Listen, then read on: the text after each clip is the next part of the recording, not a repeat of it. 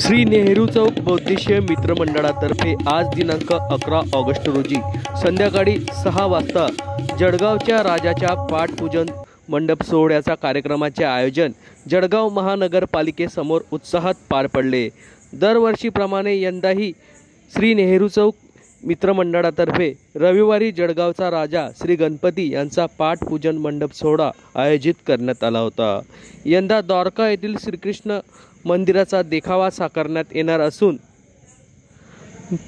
धीरज अग्रवाल व रुचिता अग्रवाल या दाम्पत्यांच्या हस्ते यावेळी हा पाटपूजन सोहळा आयोजित करण्यात आला। यावेळी नेहरू चौक मित्रमंडळाचे अध्यक्ष अजय गांधी, रिंकेश गांधी, पीयूष गांधी यांच्यासह पदाधिकाऱ्यांची यावेळी उपस्थिती होती।